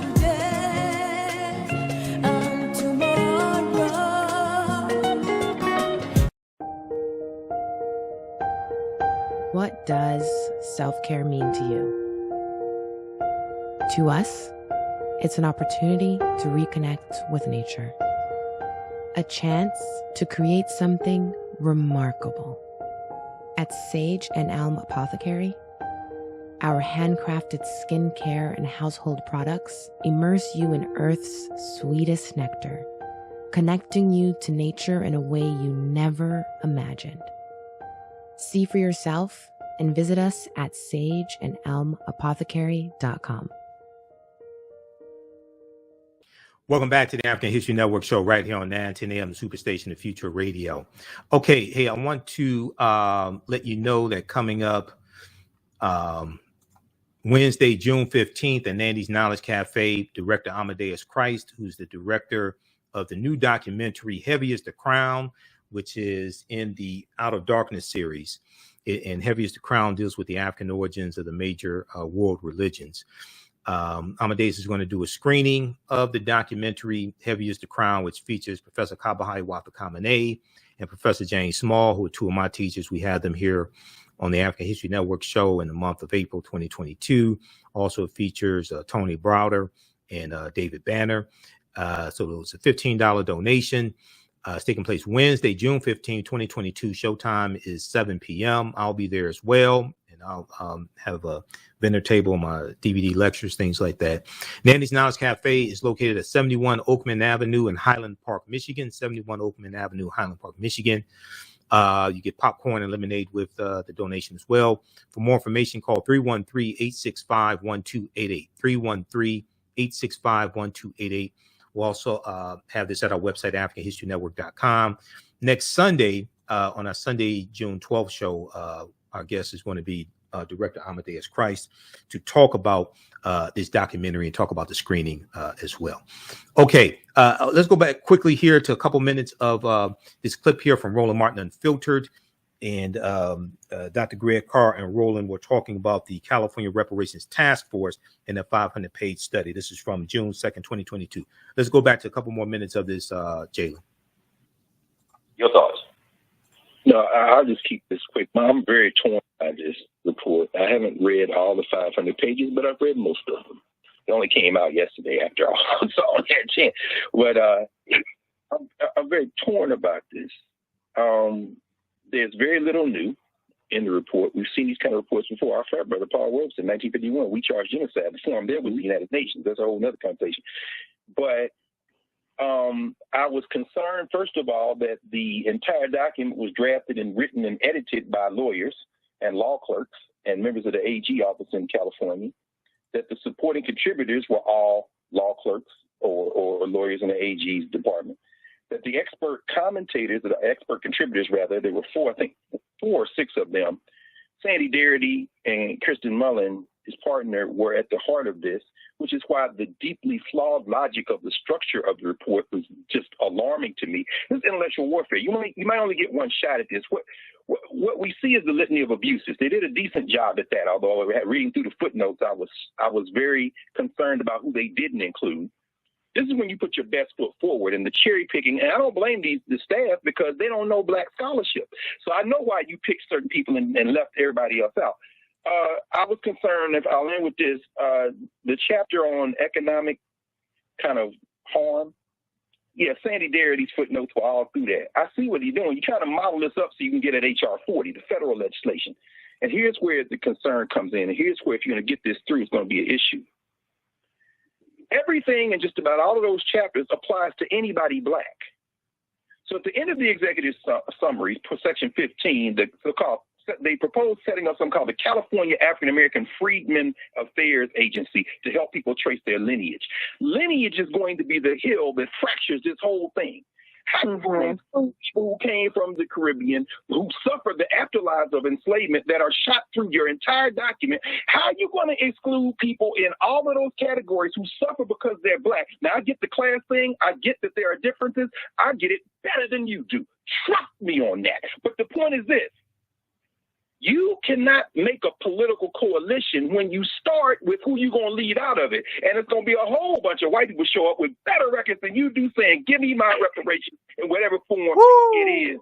And I think that hill that I'm waiting to see what comes up next in this next part of the report. But Roland, I should end on a positive note. I said it was on bad. Let me just say this. This is a step forward. I'm not innocent like black people. What I'm saying is we got to be smarter than that. We come from a tradition of much better intellectual work than this. So I'm saying, yes, we got to fight. But damn it, they passed a damn ballot initiative in California that doesn't allow you to use race in a remedy. So you just going to accept that? I'm with you, Reese. You got to get out and pass a new ballot initiative to take that off because they're hiding behind interpretation of the law to try to exclude black people. And that's something that, I'm torn. The best I can do now is just be quiet. Well, Greg, you had this one person who got people in the chat section going. Pause it right there. Jalen, stop the clip. Pause it. Thank you. All right. Now, we're going to go to clip 3. This is from June 3rd, 2022. I was on Roland Martin Unfiltered. But it's very important people understand. You got white people who have African slave ancestry also because of intermixing, either forced intermixing or by choice, whatever it is, really don't matter at this point. You got white people who have better records than we do because of slavery, and we, a lot of us don't have the records, and they gonna qualify for reparations too. Nobody wants to talk about that. I want to go to this clip here. Friday, when I was on Roland Martin Unfiltered, we talked about the jobs report and the lack of communication from the White House on the positive things that the Biden-Harris administration has done. Let's go to this clip, Jalen. But the point that I'm making here, Michael, that is still, it's confusing to me.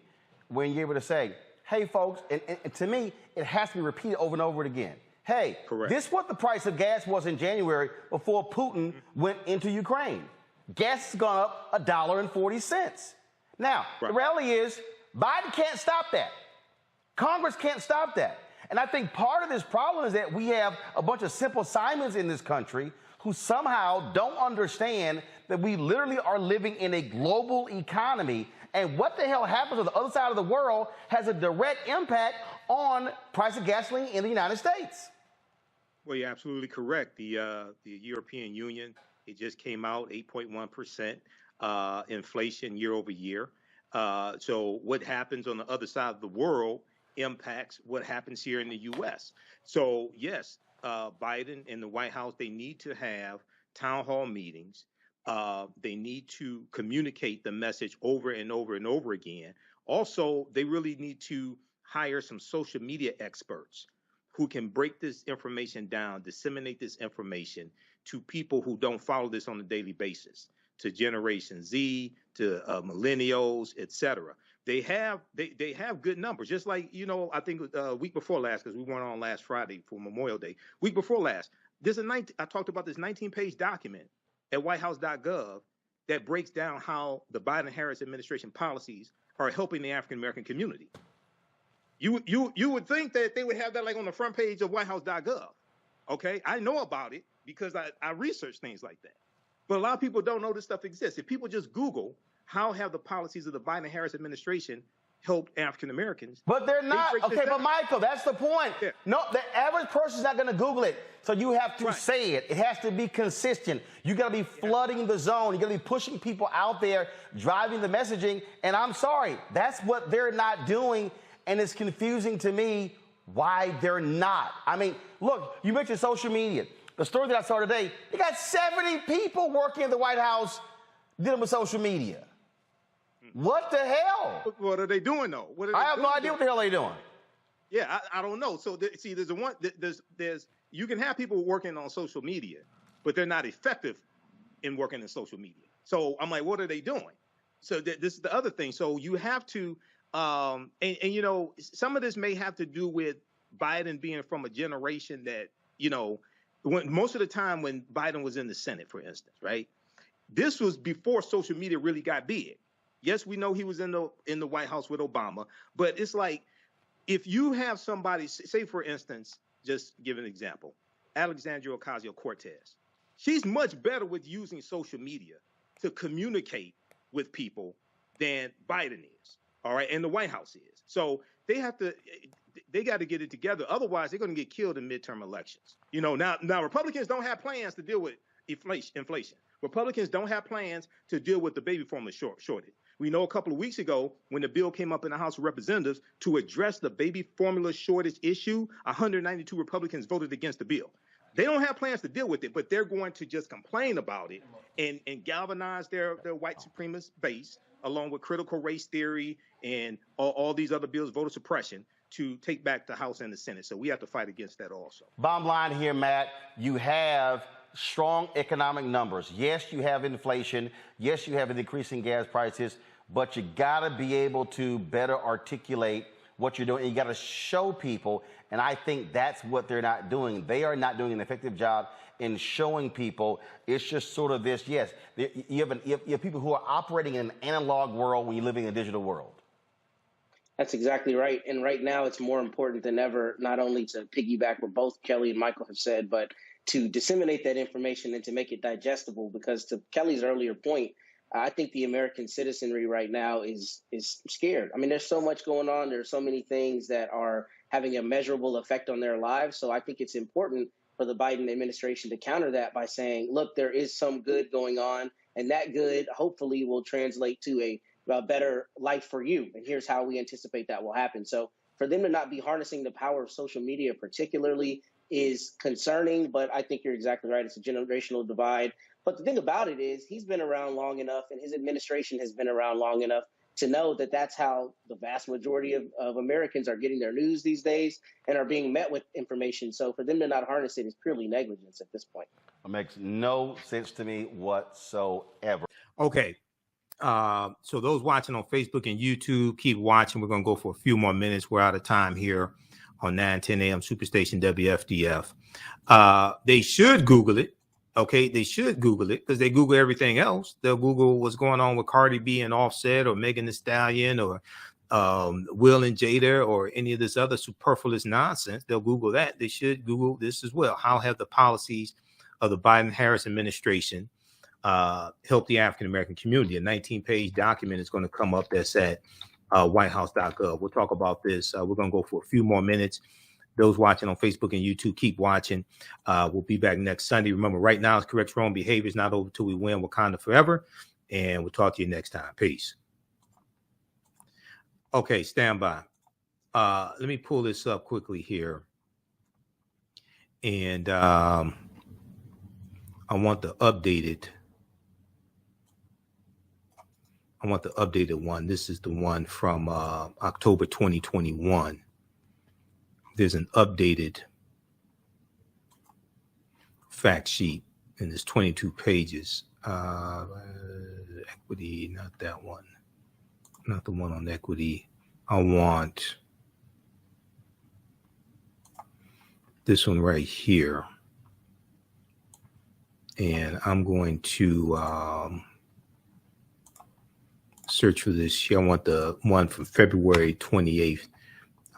February 28th, 2022, because this is the updated fact sheet. Let me see. Don't I have that up here? Okay, this is it right here. This is at whitehouse.gov.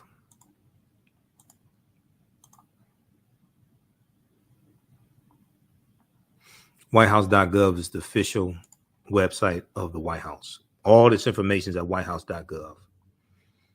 How many people have read this? Fact sheet. The Biden-Harris administration advances equity and opportunity for Black people and communities across the country.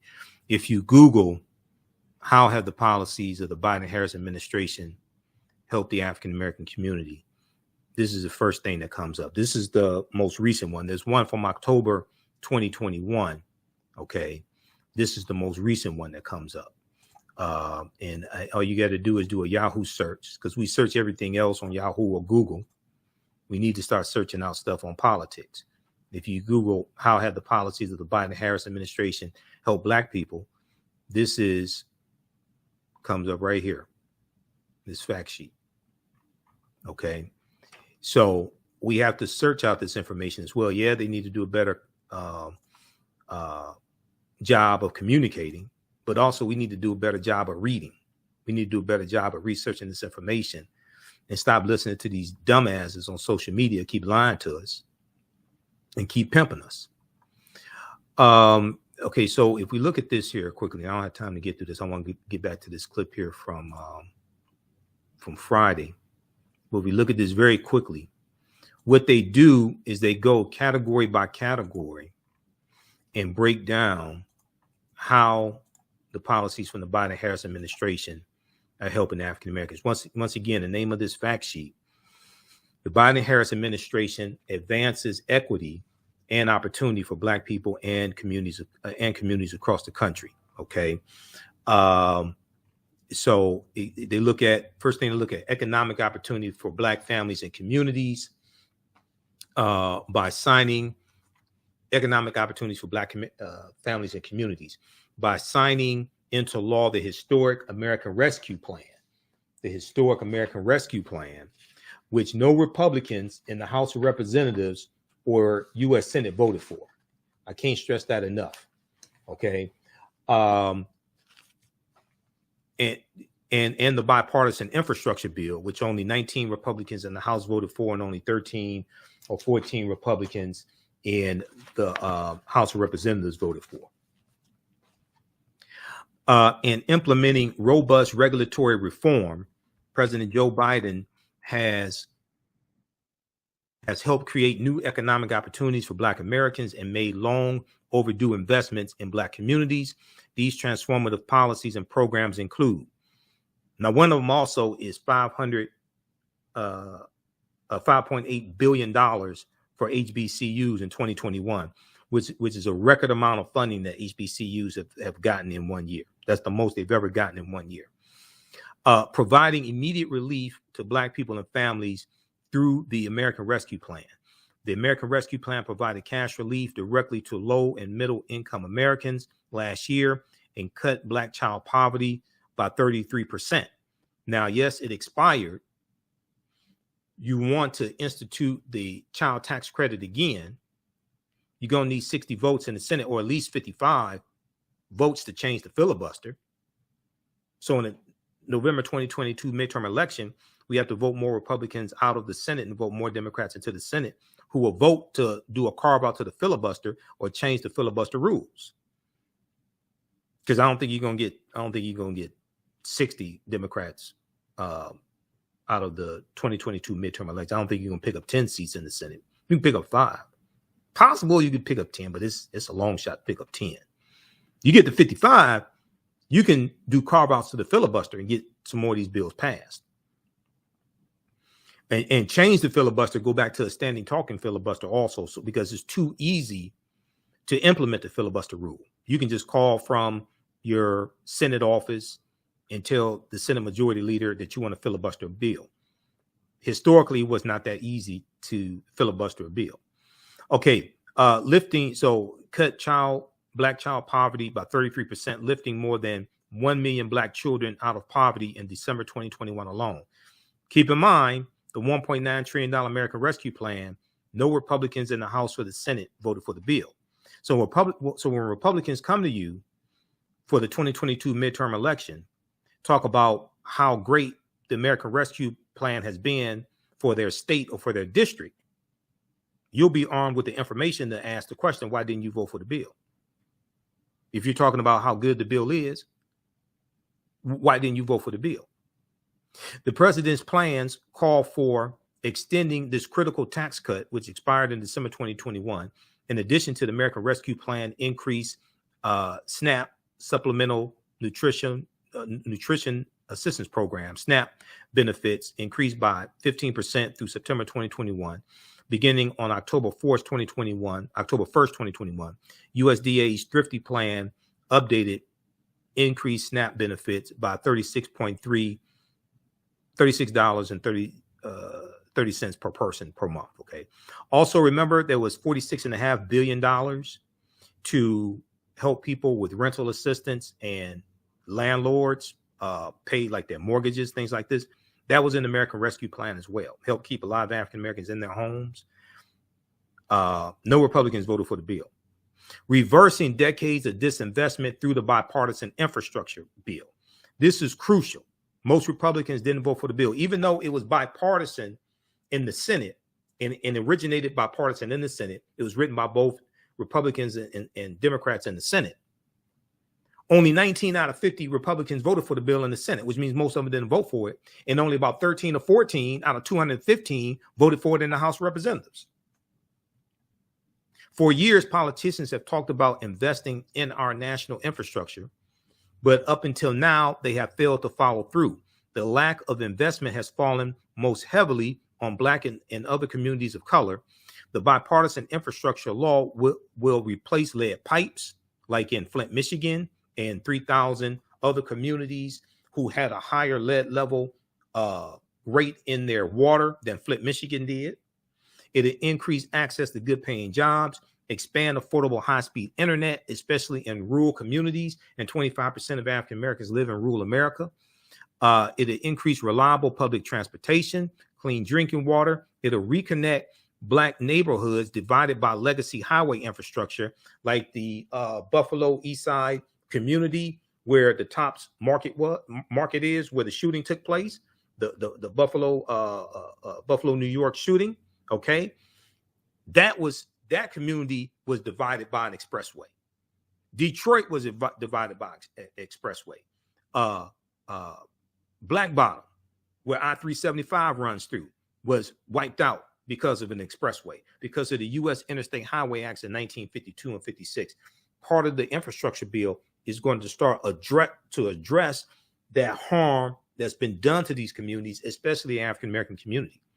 Now, a lot of Republicans want to either not acknowledge the harm that was done, or they want to say that was a long time ago. What does that have to do with today? And most of them didn't vote for this bill.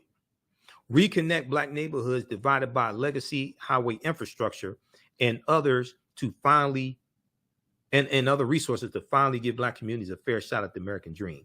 Then they deal with the bipartisan infrastructure law permanently authorizes the MBDA, Minority Business Development Agency, for the first time since its inception, and elevates the agency head to the position of undersecretary, granting the expanded power to support Black and other minority-owned businesses. The president's plans would supercharge MBDA by funding it at $1.6 billion through 2029. They deal with the EPA, Environmental Protection Agency, announced it would allocate $2.9 billion in the bipartisan infrastructure law to states, tribes, and territories for lead service line replacement in 2022. The 2022 allocation is okay. Let me go through the rest of this. Bipartisan infrastructure bill delivers the largest investment in tackling legacy pollution in American history. African Americans disproportionately live in areas that have higher levels of pollution in American history by cleaning up Superfund and brownfield sites, reclaiming abandoned mine land, and capping orphaned oil and gas wells. More than 1 in 4 Black Americans live within 3 miles of a Superfund site, a higher percentage than for Americans overall. No community deserves to have contamination near where they live. play, pray, or go to school. Leveraging federal procurement to narrow the racial wealth gap for Black entrepreneurs and families. Recognizing that the federal government spends more than $650 billion each year on purchasing goods and services, President Joe Biden and the Biden-Harris administration has directed agencies to use federal purchasing power to grow federal contracting with underserved small businesses. So we need to apply to get these contracts, apply more to get these contracts. He also has set a goal of increasing the share of federal contracting dollars to small disadvantaged businesses by 50% by the year 2025, projected to translate to an additional $100 billion to minority-owned businesses and helping more Americans realize their entrepreneurial dreams. So we should focus on becoming the majority of the minorities getting the additional $100 billion. African Americans should focus on being the majority of the quote unquote minorities getting the additional $100 billion. You can wait on reparations. This money's here right now. Federal government spends more than $650 billion each year on purchasing goods and services. We should focus on being the majority of the minority getting the additional $100 billion that's going to be allocated to minority-owned businesses. You can wait on reparations if you want to. This money is here now, and other pots of money as well are here now.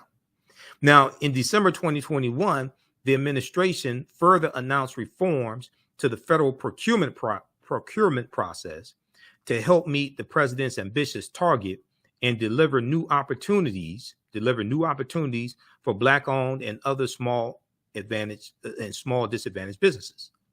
We should be taking advantage of these opportunities. I'm someone who managed Black-owned companies that had government contracts with the city of Detroit, county of Wayne, and state of Michigan that took advantage of the minority business certifications that they had and the minority business status, which is a process of verification you got to go through. You got to go through a verification process to become a vendor of city government, county government, state government, federal government. So I've been through that process, and we had to go through the recertification process to maintain our county, for the county of Wayne, which is the county that Detroit is in, for our small business and minority business status. We had to go through a recertification process for that. Okay, read the rest of this. They go through everything. Ensuring Black homeowners get full value for their homes. They deal with fighting against the discrimination when it comes to home appraisals, protecting Black Americans' access to housing by combating housing discrimination, helping Black Americans stay in their homes. That deals with the money in the American Rescue Plan. Very few people talk about that. No Republicans in the House or the Senate voted for it. This is huge right here. This is one of the ways that millions of acres of land has been stolen from African Americans. Heirs property law. You've heard me talk about this. Assisting Black landowners in resolving title issues. Who's talking about this? This is what the Biden-Harris administration is doing right now. Assisting Black landowners in resolving title issues. An estimated 60% of Black-owned land in the South is heirs property. Heirs property. H-E-I-R-S apostrophe. Heirs property. This is property that passes through inheritance. Property that passes through inheritance without a will. And that as a result has historically rendered owners ineligible for U.S. Department of Agricultural USDA programs.